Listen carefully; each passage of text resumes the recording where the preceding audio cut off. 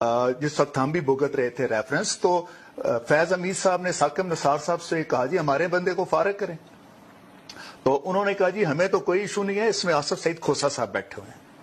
تو آپ کچھ طرح کریں کہ ان کو ریکیوز کروا لیں، ہم ان کو فارغ کروا دیتے ہیں۔ یہ کیس کی تھوڑی روشنی ڈالیں، میں پورا سمجھا نہیں اس میں یہ کیسے ریفرنس دیکھیں، ریفرنس ایک آیا تھا ان کے خلاف بھی مظاہر علی اکبر نقوی جوڈیشل کاؤنسل میں، سپریم جوڈیشل کاؤنسل کے پاس تھا، اور اٹ واز ہیڈڈ بائی میاں ثاقب نثار، سیکنڈ سینئر جج تھے اس میں اپنا آصف سعید کھوسہ صاحب، اور تیسرے جج تھے اس میں گلزار صاحب۔ تو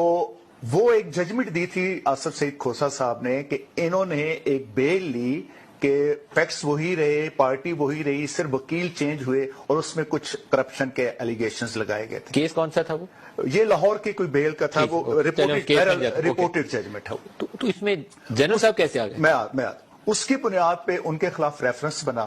وہ ریفرنس فیس کر رہے تھے، تو جنرل فیض حمید صاحب نے ثاقب نثار صاحب کو اپروچ کر کے کہا جی ہمارے بندے کو تو آپ فارغ کریں، تو انہوں نے وہ یعنی کہ ہمارے سے مراد مظاہر علی اکبر نقوی صاحب تھے، تو انہوں نے کہا کہ جی ہمیں تو باقیوں کو تو کوئی ایشو نہیں ہے، صرف آصف سعید کھوسہ صاحب سے، تو یہ وے آؤٹ ہے کہ آپ ان کو ریکیوز کروا لیں۔ ریزلٹنٹلی ان کو ریکیوز کروایا گیا سپریم جوڈیشل کاؤنسل کے صاحب نے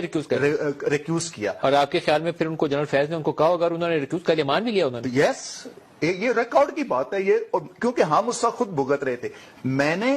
اور جسٹس فرخ عرفان صاحب لاہور ہائی کورٹ کے ہم دونوں نے بھی آصف سعید کھوسہ صاحب کے اوپر آبجیکشن کیا تھا، لیکن انہوں نے کہا جی میں نہیں، آپ کے آبجیکشن پہ میں نے اٹھا، لیکن اس میں وہ اٹھے، جو نیکسٹ سینئر جج تھے وہ آ گئے، اسی دن ان کے خلاف ریفرنس ڈراپ ہو گیا۔ وہ کون سے جج تھے جنہوں نے پھر ریفرنس ڈراپ کیا؟ ثاقب نثار صاحب، گلزار صاحب، اور